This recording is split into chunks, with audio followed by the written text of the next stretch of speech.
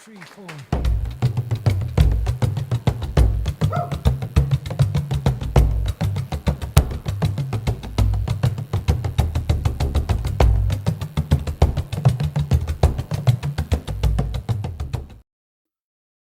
Do not separate your warriors and your scholars, or you will have your fighting done by fools and your thinking done by cowards.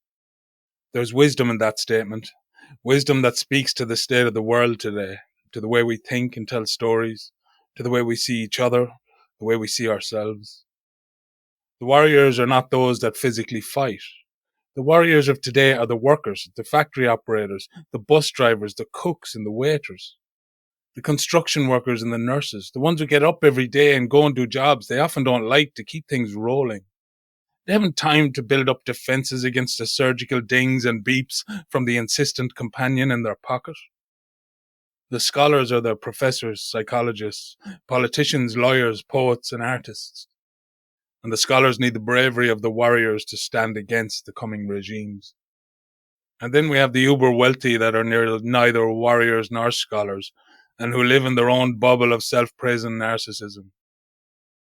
Meritocracy is what's right, they say.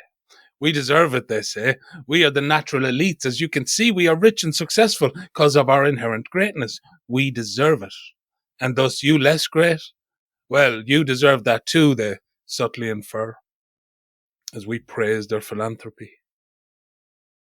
Now, do I see myself as a warrior or a scholar or a worker or a poet, a fool or a coward? Yes to all of the above, and I assume most of you honest ones do too. I'm not speaking from above, I'm swimming in the shit stew as well. There is an old and dangerous way of thinking that is on the rise again, and mounting a monstrous challenge to our way of life. To be clear, there's plenty to criticize in the pre-Trumpism world, plenty of mistakes, missteps, corruption, pollution, hubris, inequality. However, the new world order that is emerging with Trump at its head will not allow the criticism that's required for change. So what is being challenged? Liberal democracy. Oh, I hear you say, let transgender men into women's bathrooms and sports, or down with this sort of thing. Bleeding heart, snowflake liberals, harumph, harumph. The level of noise made about this one topic is so vastly magnified when compared to the actual impacts this has in reality. How many of you have had a trouble with women or with transgender people in your women's bathrooms? However, the topic as a stimulus has massive impacts. It induces outrage and division. And most importantly to the data gatherers, it induces engagement. Therefore, words like liberal democracy have come to mean something nefarious and corrosive in the shallow zeitgeist that now envelops our consciousness. When people hear liberal democracy, they often think of transgender people in women's toilets or women's sports. They think of immigrants landing on European and American shores to replace current populations. They think of tree huggers blocking roads and cancel culture's virtuous whip dealing out lashes from on high. People today, it seems, rarely think that liberal democracy is what those who fought in World War II were fighting for, or that it's about maximizing principles of freedom for everyone rather than a few, or that it's the principles of liberal democracy that allows for private property, that gives people the right to education, to healthcare, to social welfare. It's only the fundamental principles of liberal democracy that allows us to argue for the regulation of large corporations and financial structures to stop the inevitable oppression that comes with concentrated wealth and power. Those that argue for freedom, free speech, fairness, whether they realize it or not, are using the ideas of liberal democracy as a basis for those arguments. Otherwise, we're back to saying, because God said so. When we say things like it's wrong for one person to harm another, or it's wrong for large corporations to monopolize markets and destroy small businesses, or it's wrong for governments to abuse their power or punish without cause, those who carry out these injustices can simply ask why. And what is our answer to that in a secular world? That it's bad for the stock market or the GDP? It can only be because that is not the kind of society we live in. We live in a liberal democracy where every individual has rights, regardless of their place in social hierarchies or wealth tables, regardless of their religion or race. sexuality, or gender, regardless of their skin color, nationality, or place of birth. Humans have rights by way of them being human. Every human. These rights were not given by God, but by ourselves to each other, by way of building a society where these rights were agreed upon. Of course, agreeing to live as part of a society demands restrictions, or otherwise we have tyranny in a might is right kind of existence. So we each restrict our own freedoms to aim for the most freedom for everyone. Of course, we have imperfectly strived for these things, attempted to maintain freedom while countering inequality and corruption. We have created no utopia. But then there can be no utopia while people are free. Utopia is a single dream, a single path, a single way, and we each have our own. One person's utopia may be another's nightmare. Freedom for the fox is death for the rabbit.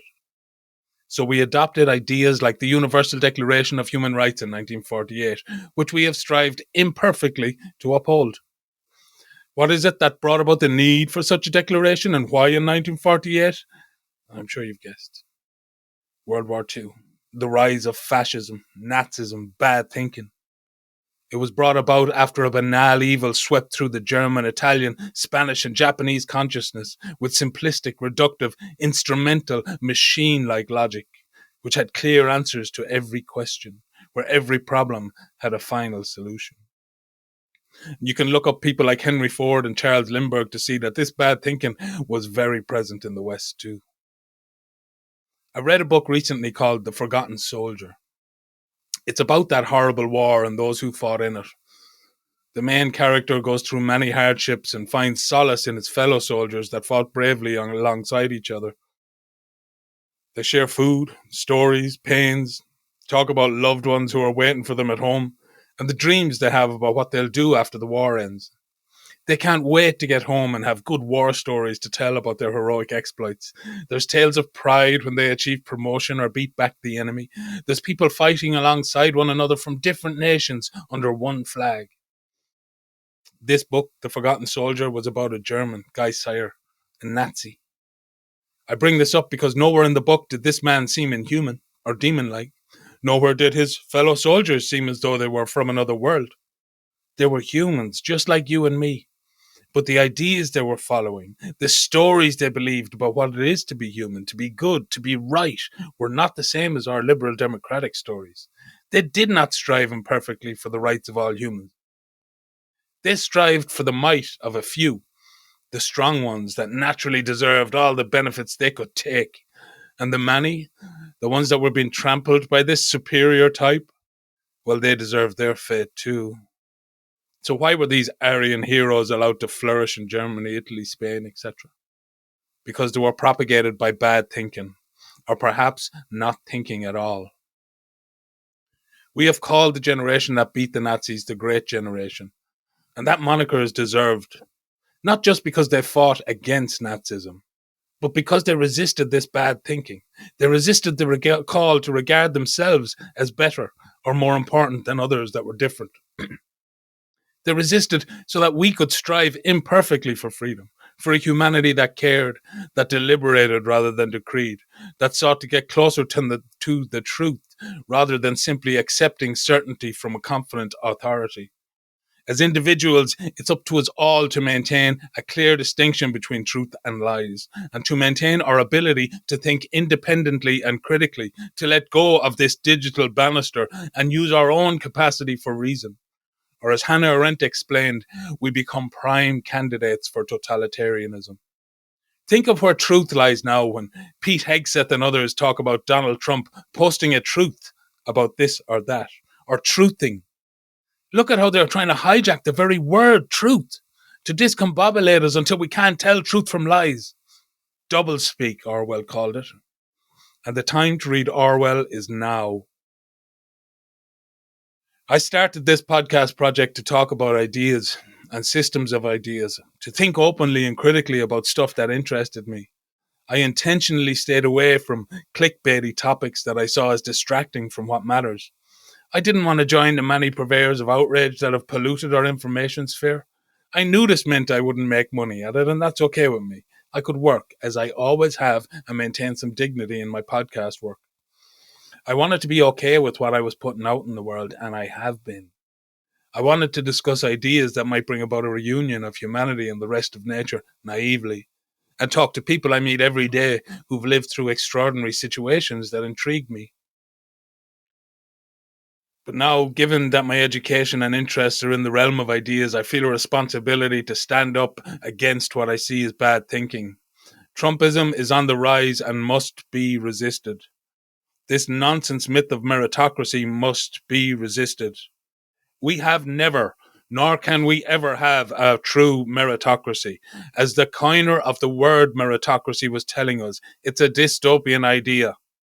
That's not to say some meritocratic ideals are useless, as they certainly can have a part to play, but they cannot be held as ultimate and primary principles. Do all the wealthy people deserve what they get through merit? Do all the poor merit what they get too? My podcast is very small. I have a small voice, as most of us do, but I do intend to use that to stand up against this rise of bad thinking, Trumpism. The new tech monarchs are not simply an American problem. They are impacting the entire world order and bringing us further away from a good democracy. That's not to say I have nothing to criticize about what preceded Trumpism. But let's get back to constructive criticism of democracy to make it better, not simply hand it all over to gangsters because we've been persuaded it's all corrupt. Right now, it's between freedom as best we can, or whatever type of authoritarianism Trumpism will eventually be called.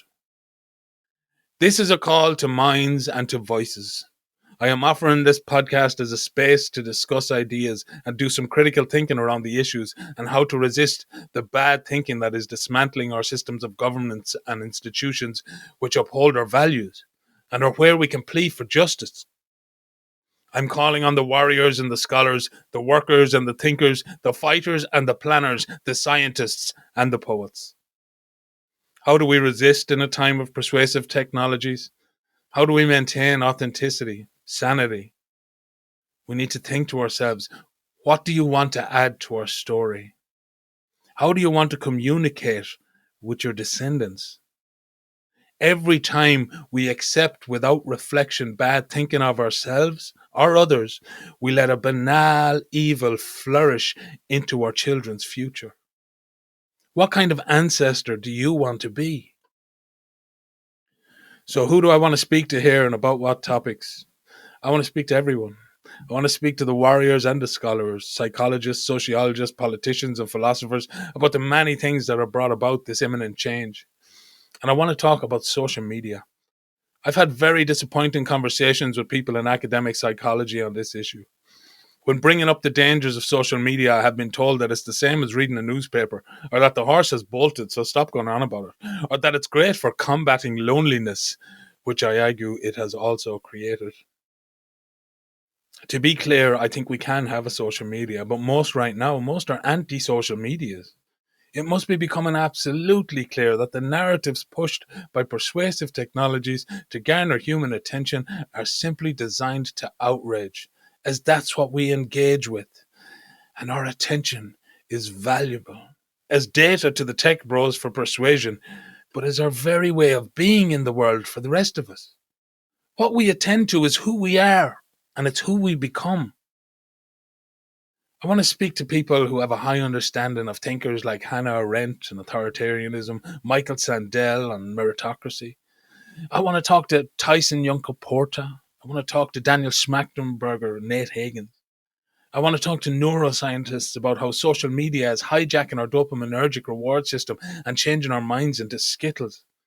I want to talk to Ian McGilchrist, or someone with a good understanding of his work, where he has the left brain, right brain distinction that gives us a really useful way to think about a lot of these issues. I also want to talk to the warrior workers. I want to talk to the people we take for granted every day. The Deliveroo cyclists, the farmers, the nurses, the cleaners, the chefs, the taxi drivers, the construction workers, the people that keep us fed, keep us warm, keep us sheltered, that keep us alive. The warrior workers that get up every day and do the hard and monotonous jobs, that put in the hours and get the weekend to recover so they can put in the hours again next week. Many of these people have lived interesting lives and have interesting ideas beyond the service they do for us all. And I want to hear about it and let others hear about it. I truly hope that in a few years, people come up to me and say, dude, remember when you had that moral panic over Trump and the rise of the bad thinking? Dude, you are so wrong. I've never wanted to be wrong as much as I do right now. But I don't think I'm wrong. And I see this as a responsibility. When I got injured, my country was good enough to educate me about thinking. And I should be good enough to use it. Please remember that everyone you meet, everyone is fighting a battle you don't know about. The people you think have no problems, the wealthy, the successful, they have problems. You're not the only one. You're not alone. We are all together in this existence. Let's resist those that are trying to tear us apart. Let's resist the bad thinking that encourages hate and outrage and disgust towards people in need of help and compassion. If you want to come on the podcast or know someone else I should have on, send an email to philosophekery@gmail.com and we'll go from there. I do have some guests lined up to bring you over the summer, some returning, some new. We will be trying to think through the state of things and trying to use reason to find the better ways to think through things. Yes, we are in a different social environment than in the 1930s and 40s, but the ideas that are rising about what it is to be right, what it is to be good, what it is to be human, they are the same. And the bad ones must be resisted, as they were resisted in the past. Thank you. 3, 4.